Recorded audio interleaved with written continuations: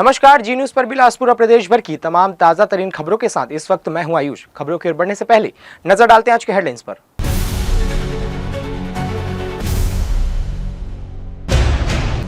अंबिकापुर में राष्ट्रपति मुर्मू का आगमन, भाजपा ने जनजातीय विकास को बताया सर्वोच्च प्राथमिकता और उपलब्धियों का किया विस्तार। धान खरीदी से पहले तकनीकी गड़बड़ी, हजारों किसानों के पंजीयन में रकबा शून्य दर्ज होने से बड़ी बेचैनी और आशंकाएं। खटीक मोहल्ले में बुझी आग, सुबह फिर भड़की, भीषण लपटों से विवाह का लाखों का सामान जलकर पूरी तरह खाक। अवैध शराब से त्रस्त ग्रामीणों की अनोखी मांग, बरदूला में सरकारी शराब दुकान खोलकर मिलावटी शराब पर रोक लगाने की गुहार। तो ये थे हेडलाइंस और अब खबरें विस्तार से। अंबिकापुर में आयोजित होने वाले जनजाति गौरव दिवस के समापन अवसर पर महामहिम राष्ट्रपति द्रौपदी मुर्मू के दौरे को लेकर छत्तीसगढ़ सहित पूरे संभाग में उत्साह का माहौल है। बिरसा मुंडा जयंती से शुरू हुए इस राज्य स्तरीय कार्यक्रम में समापन में राष्ट्रपति मुख्य अतिथि के रूप में शामिल होंगी। इस सिलसिले में मंगलवार को बिलासपुर स्थित न्यू सर्किट हाउस में भारतीय जनता पार्टी के प्रदेश प्रवक्ता देवीलाल ठाकुर ने प्रेस वार्ता आयोजित कर तैयारियों और कार्यक्रम की रूपरेखा की जानकारी दी। प्रवक्ता ठाकुर ने बताया कि भाजपा ने पिछले 17 वर्षों में अनुसूचित जाति एवं जनजाति समुदायों के उत्थान के लिए व्यापक स्तर पर कार्य किए हैं। उन्होंने कहा कि विभिन्न योजनाओं के माध्यम से शिक्षा, रोजगार, स्वास्थ्य और बुनियादी सुविधाओं को जनजातीय क्षेत्रों तक पहुंचाने का महत्वपूर्ण कार्य भाजपा सरकारों ने किया है। उन्होंने यह भी कहा कि वर्ष 2023 में भाजपा की सरकार पुनः बनने के बाद पार्टी ने आदिवासी समाज के प्रति अपनी प्रतिबद्धता को मजबूत करते हुए प्रदेश को एक आदिवासी मुख्यमंत्री दिया, जो स्वयं जनजातीय समाज की आकांक्षाओं और समस्याओं से भलीभांति अवगत है। ठाकुर के अनुसार भाजपा की नीति स्पष्ट है कि अनुसूचित जाति और जनजाति वर्ग सिर्फ योजनाओं के लाभार्थी नहीं बल्कि राज्य के विकास के मूल आधार है। प्रेस वार्ता में उन्होंने विश्वास जताया कि राष्ट्रपति के आगमन से जनजाति गौरव दिवस का महत्व और बढ़ेगा तथा आदिवासी समाज की नई ऊर्जा और दिशा मिलेगी। निश्चित ही जितने भी हमारे छत्तीसगढ़ में जनजाति समाज के लोग रहते हैं उनको लाभ मिल रहा है, कहीं पर भी उन लाभ से वंचित नहीं होंगी। और यहाँ तक जो पिछड़ी तौर पर जो एकदम पिछड़ी जनजातियाँ हैं उनके विकास के लिए तो अलग से कार्यक्रम हमारे देश की भारत सरकार चला रही है, हमारे छत्तीसगढ़ की तो उसको लागू सरकार चला रही है। नहीं, निश्चित ही हमारे छत्तीसगढ़ में कोई भी वंचित नहीं हो पा रहा है। जनजाति समाज का हर व्यक्ति को इनका लाभ मिल रहा है। साप्ताहिक जनदर्शन में इस बार शहरी और ग्रामीण क्षेत्रों से बड़ी संख्या में लोग अपनी समस्याएं लेकर कलेक्टर कार्यालय पहुंचे। सबसे अधिक शिकायतें आवास से संबंधित रही, जबकि जमीन पर कब्जा और सीमांकन के कई प्रकरण भी आए। कलेक्टर संजय अग्रवाल ने सभी आवेदकों की समस्याएं विस्तार से सुनी और संबंधित अधिकारियों को तुरंत आवश्यक कार्यवाही के निर्देश दिए। उन्होंने कहा कि इस जन सुनवाई में आए किसी भी व्यक्ति को निराश नहीं लौटना चाहिए और सभी आवेदनों का समय सीमा के भीतर निस्तारण सुनिश्चित किया जाए।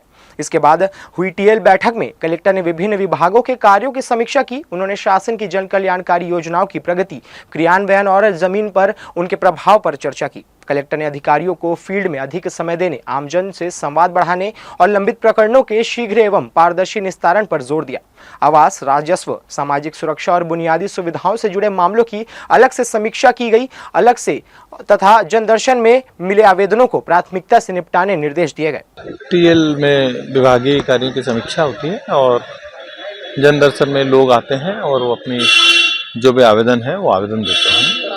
जांजगीर चांपा जिले के पामगढ़ क्षेत्र में सरकारी जमीन पर किए गए अवैध निर्माण को प्रशासन ने हटवा दिया। मामला ग्राम पंचायत झूलन का है, जहां पीडीएस भवन के लिए प्रस्तावित भूमि पर एक व्यक्ति द्वारा दोबारा अतिक्रमण किए जाने की शिकायत सामने आ रही थी। ग्राम पंचायत झूलन में शासकीय भूमि लंबे समय से अवैध निर्माण किया जा रहा था। वहीं वह भूमि है जिसे ग्राम पंचायत द्वारा पूर्व में पीडीएस भवन निर्माण के लिए प्रस्तावित किया गया था। अतिक्रमण के विरुद्ध कार्यवाही के चलते तहसीलदार पामगढ़ ने पहले ही निर्माण रोकने का आदेश पारित किया था। 28 फरवरी को राजस्व न्यायालय द्वारा स्पष्ट निर्देश दिए गए थे कि भूमि पर किसी भी प्रकार के निर्माण कार्य को तुरंत रोका जाए, लेकिन आदेश का उल्लंघन करते हुए दोबारा निर्माण कार्य शुरू कर दिया गया। लगातार शिकायतें और जांच के बाद प्रशासन की टीम गांव पहुंची। मौके पर मौजूद अधिकारियों ने स्थिति का निरीक्षण किया और आदेश की अवहेलना पाए जाने पर तुरंत कार्यवाही शुरू की। तहसीलदार पामगढ़ के निर्देशन में जेसीबी मशीन लगवाकर अवैध निर्माण को हटाया गया। कार्यवाही के दौरान पुलिस बल भी मौजूद रहा ताकि किसी भी प्रकार की बाधा न उत्पन्न हो। प्रशासन ने स्पष्ट किया है कि शासकीय भूमि पर किसी प्रकार का अतिक्रमण बर्दाश्त नहीं किया जाएगा और भविष्य में भी इसी तरह सख्त कार्यवाही की जाएगी। छत्तीसगढ़ स्टेट पावर कंपनी ने पीएम सूर्य घर मुफ्त बिजली योजना को तेजी से आगे बढ़ाने के लिए आज तिफरा में महत्वपूर्ण बैठक आयोजित की। अधिकारियों को शिविर बढ़ाने और आवेदनों की तुरंत प्रक्रिया करने के निर्देश दिए गए।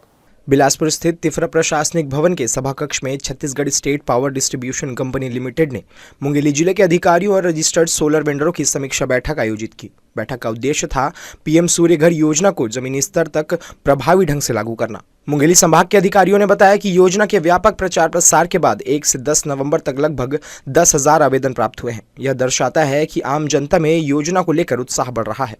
बिलासपुर क्षेत्र के कार्यपालक निदेशक AK अम्बस्थ ने अधिकारियों को स्पष्ट निर्देश दिए कि विकास खंडवार ग्राम पंचायतों में विशेष शिविर आयोजित किए जाएं ताकि अधिक से अधिक लोग आवेदन कर सकें।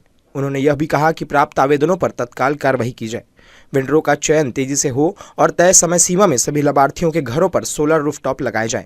आज की बैठक में RDSS से संबंधित चर्चा हो रही है, जिसमें कि जो भी काम शेष बचे हैं बिलासपुर जिले के अंतर्गत उन सब कामों को पूर्ण करने के लिए 15 मार्च तक करने के लिए निर्देश जारी किए गए हैं।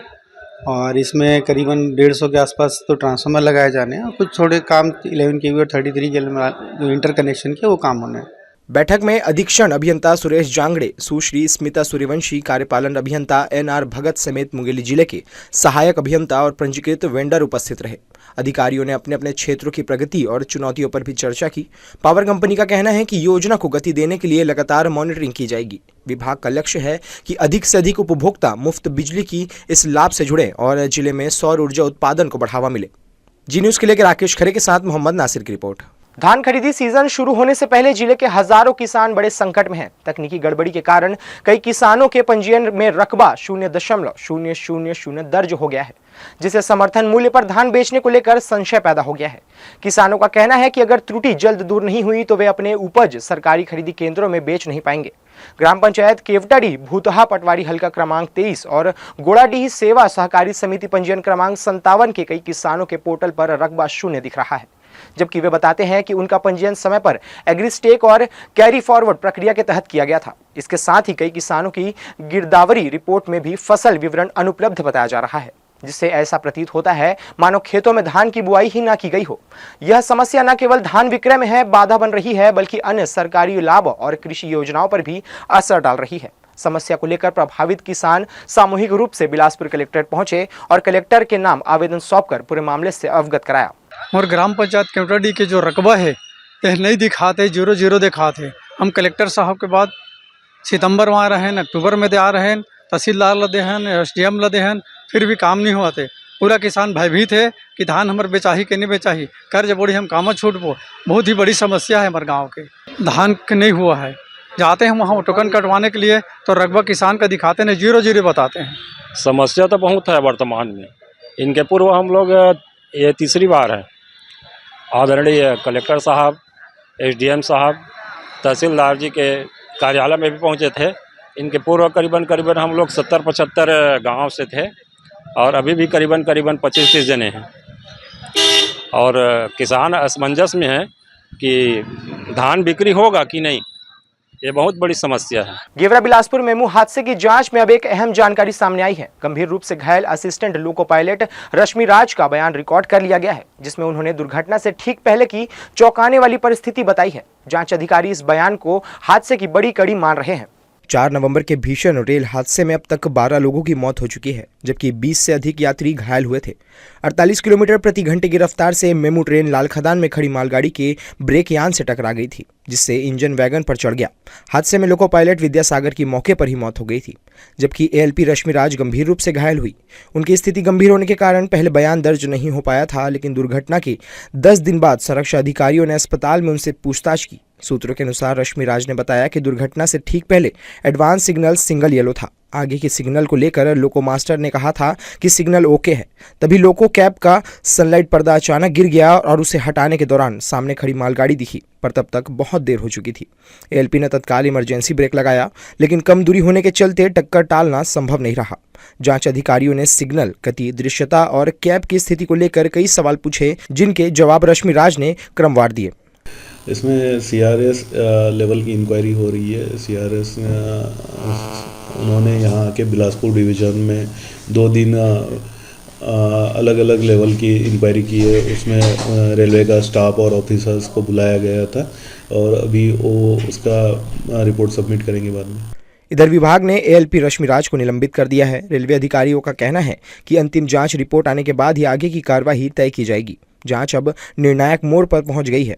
रश्मि राज का बयान तकनीकी त्रुटि, सिग्नलिंग और मानवीय चूक से जुड़ी कई महत्वपूर्ण बिंदुओं पर रोशनी डालता है। अधिकारी मान रहे हैं कि यह बयान मामले में कई बड़े खुलासों की दिशा तय करेगा। जी न्यूज़ के लिए कैमरामैन गोपाल मौर्य के साथ मोहम्मद नासिर की रिपोर्ट। छत्तीसगढ़ आंध्र प्रदेश की सीमा अल्लूरी सीताराम जंगल में हुए मुठभेड़ में जवानों ने नक्सलियों के टॉप लीडर व 1 करोड़ के इनामी मोस्ट वांटेड माड़वी हिड़मा को मार गिराया है। मुठभेड़ में हिड़मा की पत्नी, हिड़मा का पर्सनल गार्ड समेत 6 माओवादी मारे गए। मारे गए माओवादियों में हिड़मा सीसी मेंबर, हिड़मा की पत्नी मडगाम राजे हिड़मा, गार्ड देवा लकमल, डीसीएम कमलू पीपीसीएम, मल्ला पीपीसीएम शामिल हैं। जवानों ने मौके से 2 AK-47, एक रिवॉल्वर, एक पिस्टल बरामद किया है। बता दें कि माड़वी हिड़मा नक्सलियों का टॉप कमांडर था। हिड़मा कई बड़े नक्सली घटनाओं का मास्टरमाइंड था। हिड़मा ने ही झीरम और ताड़मेटला की घटना की प्लानिंग रची थी। सुकमा में 6 अप्रैल 2010 को चिंतलनार कैंप से करीब 5 किलोमीटर दूर ताड़मेटला गांव के पास सुरक्षा बल के जवान गश्त कर रहे थे। इसी बीच सीआरपीएफ के जवानों को जंगल में नक्सलियों के होने की सूचना मिली। यहां पर पहले से घात लगाकर नक्सली जवानों का इंतजार कर रहे थे। नक्सलियों ने ही जवानों को अपने जाल में फंसाने के लिए यह योजना बनाई थी और इस योजना का मास्टरमाइंड हिड़मा ही था। आंध्र प्रदेश में एक सर्च ऑपरेशन के दौरान एक एनकाउंटर हुआ जिसमें कुछ नक्सली लीडर्स के न्यूट्रलाइज होने की सूचना है।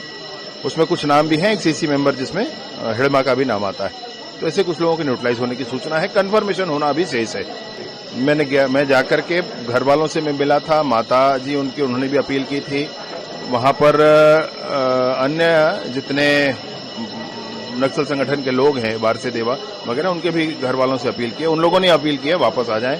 मैं पुनः आपके माध्यम से भी अपील करता हूं कि शीघ्र वापस आ जाएं, समय भी बहुत कम है। आज दिनांक 18 नवंबर को छत्तीसगढ़ एवं आंध्र प्रदेश के सीमावर्ती ESR डिस्ट्रिक्ट में आंध्र प्रदेश सुरक्षा बल एवं माओवादियों के बीच में मुठभेड़ हुई। मुठभेड़ के उपरांत 6 माओवादियों के डेड बॉडी सुरक्षा बल द्वारा बरामद की गई। उनमें से ऐसा एक नाम है माओवादियों का central committee member Madvi Hidma, जो पूर्व में PLG बटालियन नंबर 1 का कमांडर भी रहा और आतंक का एक चेहरा के रूप में उसका पहचान है। उनका डेड बॉडी भी आज के मुठभेड़ में रिकवर की गई। साथ साथ जो माड़वी हिड़मा की पत्नी राजे एवं मान्य 4 कैडर्स, कुल 6 माओवादियों का डेड बॉडी और काफी बड़ी संख्या में AK-47 और अन्य आर्म्स एम्युनिशन भी मुठभेड़ स्थल से बरामद की गई। नशा मुक्ति भारत अभियान की 5वीं वर्षगांठ पर जिला मुख्यालय में शपथ कार्यक्रम का आयोजन किया गया। यह कार्यक्रम 18 नवंबर मंगलवार को कलेक्ट्रेट के मंथन सभा कक्ष में हुआ, जिसमें विभिन्न विभागों के अधिकारी कर्मचारी बड़ी संख्या में शामिल हुए। कार्यक्रम की अध्यक्षता कलेक्टर संजय अग्रवाल ने की। कलेक्टर ने नशा मुक्ति अभियान के उद्देश्यों और समाज पर नशे के दुष्प्रभावों पर चर्चा करते हुए कहा कि नशा आज युवा पीढ़ी के लिए बड़ी चुनौती है और इसे रोकने के लिए प्रशासनिक प्रयासों के साथ सामाजिक भागीदारी भी जरूरी है। उन्होंने सभी कर्मचारियों को नशे से दूर रहने और समाज में जागरूकता फैलाने की शपथ दिलाई। कार्यक्रम में नशे के दुष्परिणामों को रोकने के लिए जागरूकता अभियान को और प्रभावी बनाने, विशेषकर स्कूल कॉलेज स्तर पर काउंसलिंग और प्रेरक गतिविधियों को बढ़ाने पर जोर दिया गया। अंत में सभी ने मिलकर नशा मुक्त समाज निर्माण के लिए निरंतर प्रयास करने का संकल्प दोहराया। किसी भी राष्ट्र की ऊर्जा होते हैं तथा युवाओं की शक्ति का समाज एवं देश के विकास में यह अति आवश्यक है कि नशा मुक्त भारत अधिक संख्या में युवा जुड़े। जिला कलेक्टर के साप्ताहिक जनदर्शन में ग्राम आंकडीह तहसील मस्तूरी के ग्रामीण सुरेश केवट ने अपने मकान के ऊपर से गुजर रही विद्युत लाइन को हटवाने की गुहार लगाई। आवेदक का कहना है कि बिजली विभाग की 11 kV लाइन सीधे उनके घर के ऊपर से निकली गई है, जो पूरे परिवार की जान माल के लिए गंभीर खतरा बनी हुई है। इस मामले में उन्होंने कई महीनों से प्रशासनिक और विभागीय स्तर पर शिकायतें की है, लेकिन अब तक स्थायी समाधान नहीं मिला है। आवेदक सुरेश केवट के अनुसार जब पहली बार उनके खेत और घर के ऊपर से विद्युत लाइन खींची जा रही थी, तभी उनके पिता ने इस पर आपत्ति जताई थी। उस समय बिजली विभाग ने आश्वासन दिया था कि लाइन को जल्द ही हटा दिया जाएगा, लेकिन कई साल बीत जाने के बाद भी अब तक लाइन नहीं हटाई गई है। सुरेश का कहना है कि अब घर पक्का बन चुका है और परिवार उसी मकान में रह रहा है, जिससे ठीक ऊपर से ही हाई टेंशन लाइन गुजर रही है, जिससे हर समय करंट और हादसे का भय बना रहता है। सुरेश केवट ने बताया कि लगातार बड़े अधिकारियों को आवेदन देकर विद्युत लाइन हटाने की मांग कर चुके हैं। इसके बावजूद विभागीय अधिकारियों द्वारा केवल आश्वासन दिया जाता रहा, लेकिन जमीन पर कोई कार्रवाई नहीं हुई। जो आषाढ़ में आया था बरसात समय ना, तो कलेक्टर ऑफिस में तो हर जगह बोल रहा था तार घर से गुजरा है उसको, और अभी तक नहीं हटा है। पांडे सर के पास गया तो हर जगह 1 हफ्ते के बाद बोला है, तब भी नहीं हटा है। 2-3 महीने हो गए हैं, घर नहीं बन पा रहा है, मेरा घर अधूरा है। उसमें आवास का घर है, पैसा भी रुका है, उसके वजह से नहीं आ रहा है आवास का पैसा। जो यहाँ का मुख्य अभियंता, उसके पास हम लोग मिले थे इनको लेके, तो 1 हफ्ते के अंदर हटवा दूंगा बोला। उसके बाद 2-3 बार गए, कह रहे अभी टेंडर नहीं आया, टेंडर नहीं आया, ऐसे करके घुमा रहे हैं, काम कर नहीं रहे हैं। वहाँ का है पांडे जेई, वो नक्शे बना के भेजा नहीं है, कह रहा है। हाँ, ऐसे करके घुमा रहे हैं हम लोगों को। बुलेटिन में खबरें अभी और भी है, वक्त हो चला एक छोटे से ब्रेक का। हम लौटेंगे जल्द ही एक छोटे से ब्रेक के बाद।